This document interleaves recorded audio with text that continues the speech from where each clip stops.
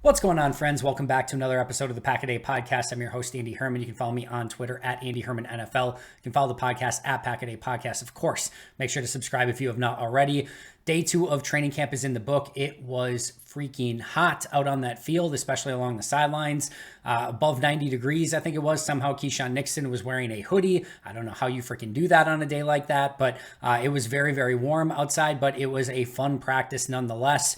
No foot off the gas for this practice. It wasn't a walkthrough or anything like that. Sounds like that's what Friday's practice is going to be, is a little bit more of a walkthrough, but Thursday's definitely had some intensity. There were some competitive periods, obviously a lot of team drills. So we're going to go over my quick recap and instant reactions. If you want my full recap, that'll be up tomorrow morning, so make sure to check that out as well. Let's start at the end though, and there was a little bit of a concerning moment at the end of practice with Jaire Alexander. He and Luke Musgrave were making a play at the goal line. It was a red zone period. There was a ton of red zone in this particular practice, but basically Jordan Love was trying to get it to Musgrave, and you really get it to him in to Musgrave in a spot where he can maybe run after the catch and get in the end zone. But Jaire was all over. He was right there, and they basically kind of collided at the point of contact. Jaire was kind of like making a play for the ball, but like kind of took down Musgrave and kind of like a tackle.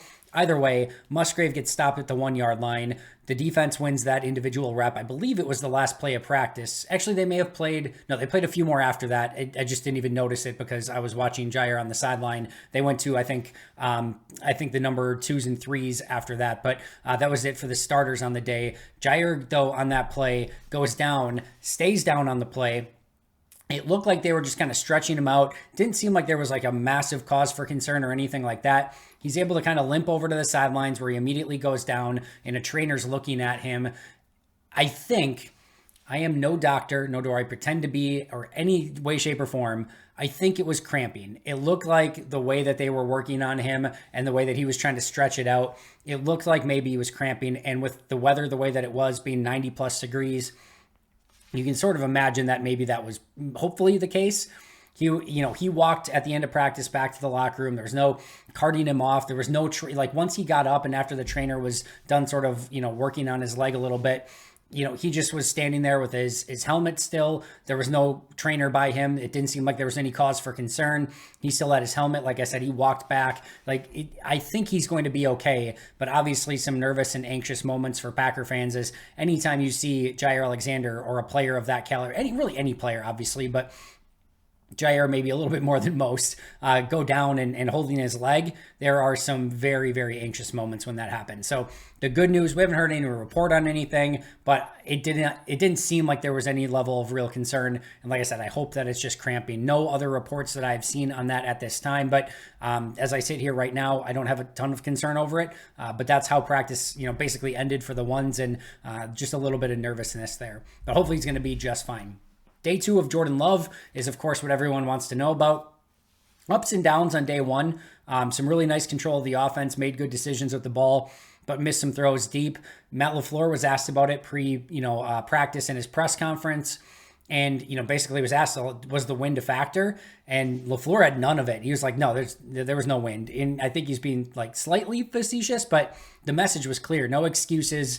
The wind's not a factor. He needs to go out and kind of make those throws is kind of the way that it was interpreted, at least. And, he basically said, yeah, I think Jordan would like to have a couple of those throws back, but he's like, I'm not going to react to anything over one practice, right? So, but Matt LaFleur made no bones about it. So what was Jordan Love going to do on day 2? I thought Jordan Love was really, really good on day 2 and made 2 really impressive throws. The first was a touchdown to Jayden Reed.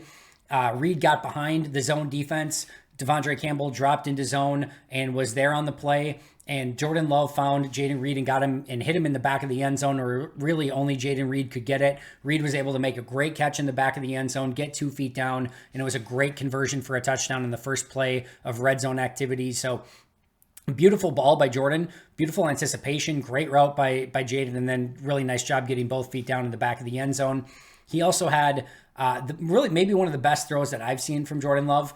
Yeah, he had one in mini camp or OTAs, one of them too, that was just like a 60-yard bomb, right on the money. But this one was such an insane tight window throw. So it's red zone is probably only at the 5 to 10 yard line, but probably somewhere between there, probably the 7 yard line. But of course, Jordan's dropping back to pass and everything. And Christian Watson runs a little out route. and Rasul is all over it. And I mean Rasul is all over it. There is no negative grade on Rasul on this play. This was a positive net grade, grade play from Rasul. He was awesome. He read it. He anticipated it. He was all over it. He used the sidelines as his friend, basically. And there was nowhere for Jordan to put that ball to make a touchdown to Christian Watson. Christian Watson turns around, ball's there on a line, on an absolute rope, and somehow Christian gets it, both feet down.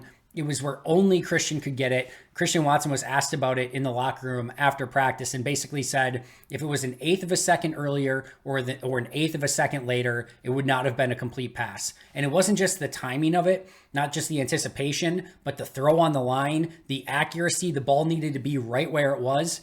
There was a business card size or an envelope, whatever, like window to throw that ball through. There was nothing. And somehow he just muscled it in and threw it on an absolute line, absolute dime. And it was a gorgeous, gorgeous play. Kudos to Christian Watson for plucking the ball out of the air, making that difficult contested catch.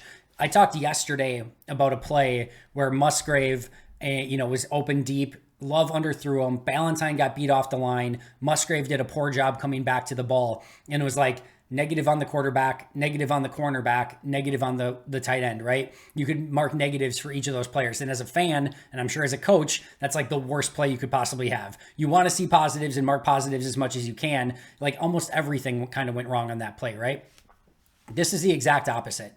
This is plus great coverage by Rasul Douglas, a phenomenal route and catch by Christian Watson, and a beautiful, gorgeous throw by Jordan Love. Check, check, check. All positives across the board, and you love to see plays like that. More of that, please. Sign me up where I can.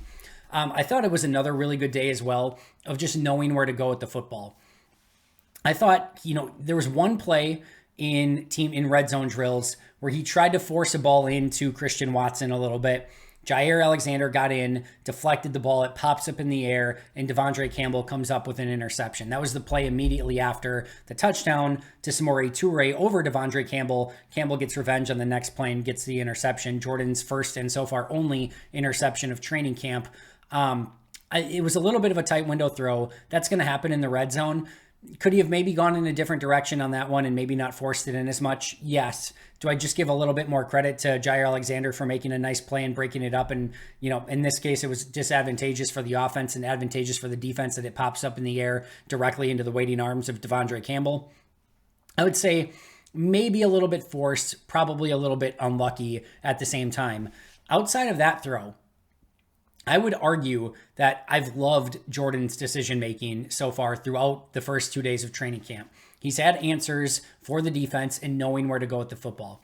We saw him scramble on multiple occasions today when it was right to do so. Buy time, keep his eyes downfield and throw when it was right to do so. And there were even a couple plays. There was a throwaway to the far right side of the field that I thought was the right decision on that play. There was a play where the pocket completely collapsed on him and he's like trying to kind of dance in the pocket and find a way out and quickly realizes that he's not going to be able to scramble or get out of it. And if he does anything, he's going to take a sack. So he gets his eyes up. He sees Luke Musgrave in the back of the end zone, kind of darting towards the back of the end zone. He throws it up. Now, he overthrew Musgrave, but in my opinion, in that situation on that play, that was I'm basically throwing this away, but I'm going to throw it in his direction. And if maybe I can just hit him at the right spot, maybe he can make some sort of crazy acrobatic catch. But this is like only where he could get it. I'm not putting this in harm's way. I kind of liked that decision too. And I kind of even liked the ball placement, even though it was a little bit overthrown. Or in that case, like a lot overthrown, but it was more of like a safe throwaway, if you will. And then overall, just like where he's going with the football has been like, if not like the perfect right read, certainly not a read that you would disagree with or be like, man, I can't believe he did that. And that's something that I think he's really improved upon from OTAs and mini camps. We saw some sort of hero ball, jump ball situations that he did at OTAs and mini camps. We haven't seen that through 2 days of training camp. Like I said, the one play where he maybe forced it into Christian today, where it ends up deflected and intercepted. Outside of that, I've liked his reads. I've liked his decision-making. I've liked his ability to scramble when he needs to. One of which might have gone for a touchdown, honestly, on a scramble. But I think his decision-making through 2 days has been really, really good with just really the one throw that maybe he would like to have back in that regards. Let's see, anything else here? He had the ball that was picked off, and yeah, that was kind of my main notes on Jordan Love. But overall, I thought a really positive day and some really impressive throws, specifically the one to Christian Watson and then the one to Samori Toure. He had one other touchdown to Christian Watson as well, and oh yeah, that was the other one. So I thought he did a really nice job on this play. There's, I think, a running back on the left side, and he's looking running back. And I think, I can't know this for sure without being in Jordan Love's head, and he wasn't in the locker room, in the, post media scrum, but I think he was like basically like baiting the defense, like using eye manipulation to just kind of keep his eyes over there. At the last second, he came back. Watson's coming across the middle, hits Watson, maybe slightly behind him, but Watson easily makes the adjustment and the catch and strolls in for a touchdown. And I thought just his eye manipulation on that play, if it wasn't eye manipulation, if he didn't know it, either way, his ability to look at read one, see if it's going to develop. Oh, if it doesn't, I'm going to go to read two and then hit him touchdown. That was great too. So that's the thing that's maybe not improved from OTAs to now, but if you go over his last couple preseasons and training camps, he is so far advanced with going through his progressions than he was when he was a rookie and a second-year player. Like those rookie seasons, it was like, check down. I don't know what I'm doing, check down. Oh, I really don't know what I'm doing, check down. And now it's like, all right, step one with his feet, really married with his, with his arm mechanics and with his upper body, making sure he's kind of going through everything. And you can really see him going through his progression. There was one period of practice where we were lined up right with him and you could see his eyes perfectly. It was really kind of fun to watch. All right, players of the day, Jordan Love for a couple of those great throws. Christian Watson, as mentioned, he had 2 touchdown catches, including the one along the sideline. I thought he had a nice day.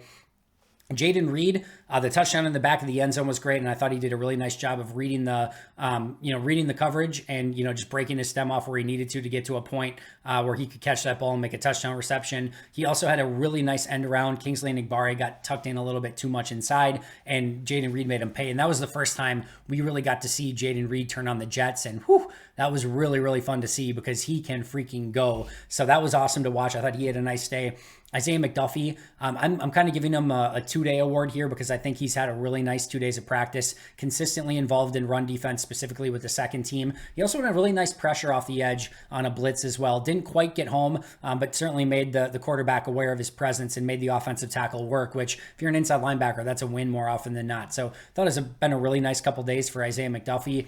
Jaire Alexander, as mentioned earlier, he had the play at the line of scrimmage from Luke Musgrave. He had another couple plays that were awesome in coverage. There was one with Romeo Doubs. He was completely all over it. And then he also had the tip pass that was ultimately intercepted by Devondre Campbell. That was a huge positive for just all freaking over the place. So Love, Watson, Reed, McDuffie, and Jaire, my players of the day. 2 players I thought had a rough day. Luke Musgrave, he had a drop over the middle. And then I thought there was maybe an opportunity to be a bit more physical at the point of attack in a couple different occasions. So I thought he had a little bit of a tougher day, just kind of some of those rookie mistakes. And then probably the tougher one was Malik Heath, who on one play, Danny Etling had a little, signal to Heath, and Heath was supposed to run a slant. It was a run play, but he wanted, Heath to run that little, smoke slant route because he had the one-on-one matchup. He goes to throw it, and Heath didn't get the signal, and he ultimately just blocks on the play, and the pass falls, completely incomplete. Then there was he comes back to it, does the exact same thing. So Heath and Etling on their next team period, he goes, all right, I'm going to see if he can get it this time. So he does the same thing, and Heath this time gets a signal, hits a slant play, gets open, Etling hits him in stride, and Heath drops it. So Heath, who was one of the real stars and shining moments of OTAs and minicamps, struggled on this specific day with that one little slant route. One, he missed the signal, didn't get it. Etling was a little bit upset after the play, or at least coaching him after the play. And then the second time he dropped the pass. So just some rookie learning moments. Some other quick news and notes. Dontavian Wicks out with a concussion. That was the one that I mentioned yesterday with Innis Gaines, where they kind of collided at the point of attack. Officially a concussion for him. That was the only new injury. Meanwhile, Tavarius Moore, Caleb Jones, and Tariq Carpenter all returned to practice, all healthy after being on the non-football injury list with illnesses. Your starters on the day, Devonte Wyatt, Kenny Clark, and TJ Slayton along the defensive line. Enagbare in over Justin Hollins with the starters on this day. So Enagbare and Preston Smith along the edge. Quay Walker, Devondre Campbell at linebacker. Jaire and Douglas at corner. Ford and Savage at safety. The only new one there, Enagbare in for Justin Hollins. On offense, Jordan Love, Aaron Jones, Christian Watson, Jaden Reed, Romeo Doubs at wide receiver. So Jaden Reed, the new one there. Luke Musgrave at tight end. So it's technically Reed in for DeGuara in this specific situation. Yashin at left tackle for Bakhtiari, who had basically the day off. Elton Jenkins at left guard, Josh Myers at center, John Runyan Jr. at right guard, and then Zach Tom at right tackle. Offense did up downs at the end of the day because they lost the competitive period to the defense. So the defense got to choose their punishment. Offense did those up downs. That does it for me for today's quick recap and reactions. I will have my full breakdown tomorrow morning, so make sure not to miss that. It's always posted at 5 a.m. on the YouTube channel. It is posted at midnight exactly, more often than not, on the audio version. So you can check that out wherever you get your favorite podcasts. As always, subscribe, like, comment, do your thing. You guys are the absolute best. I'm also going to, I believe, be doing a live happy hour on Friday, 4 p.m. Central Standard Time, Lambeau time, is my plan and goal right now. So you can check that out tomorrow after practice, 4 p.m. to get your Friday and weekend started off right. Thanks so much for joining me. See you guys soon. But until next time, and as always, go Pack Go.